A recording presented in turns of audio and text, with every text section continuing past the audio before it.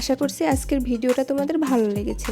আর ভালো লাগলে লাইক করো, শেয়ার করো এবং সাবস্ক্রাইব করে আমার সাথেই থাকো।